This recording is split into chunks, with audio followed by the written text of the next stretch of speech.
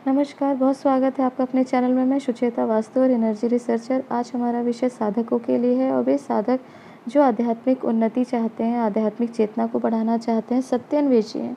क्योंकि जो लोग एनर्जी सेंसिटिव हैं या जो साधना के मार्ग में तत्पर हैं, वे जान रहे हैं कि हम बहुत बड़े ट्रांसफॉर्मेशनल टाइम से गुजर रहे हैं। एक बहुत बड़े परिवर्तन का समय है और इसे आप युग परिवर्तन कहें या कुछ और।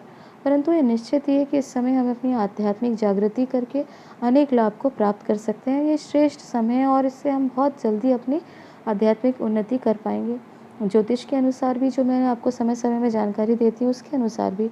और एक मनुष्य देह धारण करने के कारण हमारा सनातन धर्म भी यही कहता है कि अगर आप मनुष्य देह धारण किए हैं तो भौतिक सुखों के साथ साथ आपको आध्यात्मिक उन्नति, आध्यात्मिक जो जागृति है उसे भी प्राप्त करना आपका परम धर्म है। और इसीलिए इस विषय को हमने तैयार किया है। और इस विषय में आज हम चर्चा करेंगे श्री अरविंदो घोष जी के विषय में। श्री अरविंदो घोष जी की 150वें जन्म वर्ष के रूप में मनाया जा रहा है। और हम जानते हैं कि श्री अरविंदो घोष बहुप्रतिभा के धनी हैं।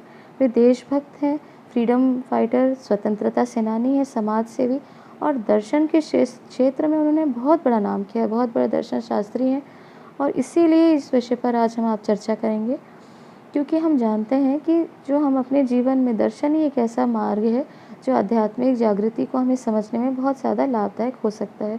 और ये सब एक साधकों के जीवन में अनुभव भी हमने देखा कि सबसे श्रेष्ठ और उत्तम जो ग्रंथ है वो है गीता। गीता जो है वो आपको परम सुख, शांति, सत्यान्वेषी होने के कारण सत्य की खोज में तो आपकी मदद करता ही है।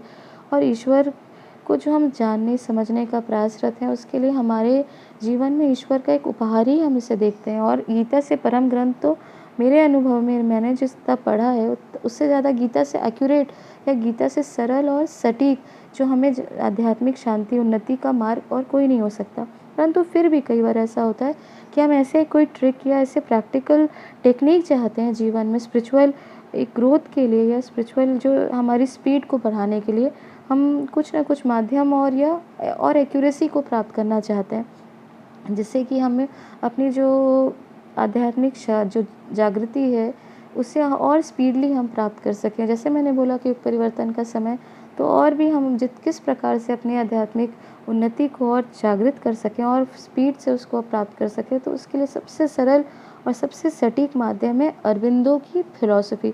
श्री अरविंदो ने जो अपना दर्शन दिया है, अपना जो उन्होंने एक्सप्लोर किया है दर्शन के क्षेत्र में, वो अल्टीमेट है। उसको आप पढ़ के आप ना केवल बहुत ज़्यादा कनेक्ट कर पाएंगे, परंतु ये मेरा अनुभव है दर्शन का जो मैंने पढ़ा। क्योंकि दर्शन ना केवल मेरा एक बहुत पसंदीदा विषय रहा और ना ही केवल मैंने इसमें मास्टर्स किया फर्स्ट डिवीज़न में, अपितु मैंने जितना इसको पढ़ा और जितना मैंने अरविंदो की फ़िलॉसफ़ी को अपने जीवन में उतरते हुए और अनुभूत किया कि बहुत ही ज़्यादा प्रैक्टिकल है ये।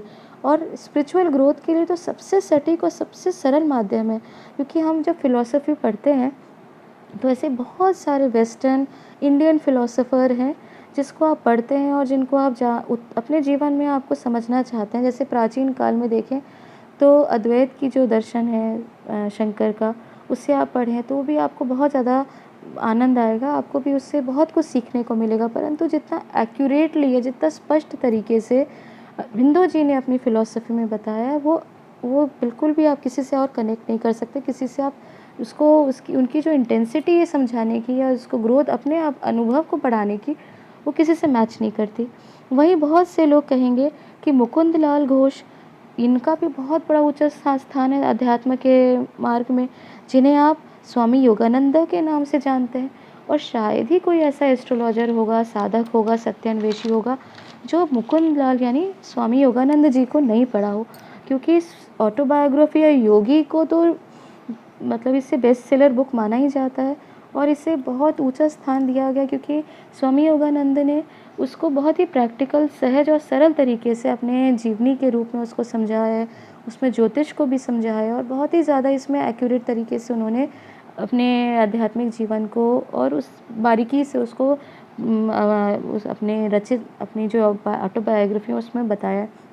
और वहीं हम देखते हैं कि स्वामी विवेकानंद, उनका भी महान एक उत्तम स्थान हम देख पाते हैं कि उसमें भी उनकी भी ऑटोबायोग्राफी आप पढ़कर बहुत कुछ सीख समझ सकते हैं, जो परम गुरुदेव श्री रामकृष्ण परमहंस के शिष्य हैं। और शिकागो में धर्म संसद में उन्होंने धर्म का और भारत का जो धर्म के क्षेत्र में परचम लहराया या बहुत बड़ा ऊंचा स्थान भारत को दिलाया। पर और भी ऐसे संत महात्मा हैं जिन्होंने आपने भी पढ़ा होगा, जिनको पढ़कर आप जीवन में सुख, आनंद, शांति और आध्यात्मिक जागृति को तो प्राप्त करते हैं, परंतु बहुत मेरा अनुभव जिसको मैं आपको निसंकोच होकर बता सकती हूँ कि इतना सारे ग्रंथों को पढ़ के, इतने सारे एस्ट्रोलॉजर या दर्शन शास्त्रियों को, दार्शनिकों को पढ़कर जो मुझे बहुत एक्यूरेटली जिससे मैं कनेक्ट कर पाई या बहुत ज़्यादा जिससे मैंने लाभ उठा पाया, क्योंकि बहुत सारे ऐसे भाई बहन हैं जो अपने जीवन में जो आध्यात्मिक शक्ति को बढ़ाना चाहते हैं या आध्यात्मिक ज्ञान को बढ़ाना चाहते हैं, उनको अरबिंदो की जो फ़िलॉसफ़ी है वो बहुत ज़्यादा उन्हें अपने जीवन में 180 डिग्री चेंज होते हुए देख पाएंगे और नए डायमेंशन को एक्सप्लोर कर पाएंगे, नए आनंद को समझ पाएंगे। और उसमें जो टेक्निक दी हुई है लोक परलोक, आत्मा परमात्मा के बारे में, जिन्होंने इतने सहज और सटीक तरीके से श्री अरबिंदो ने समझाया है कि मुझे लगता है कि हम जो साधक भाई बहन हैं उनको भी इस चीज़ को समझ के अपने जीवन में लाभ उठाना चाहिए।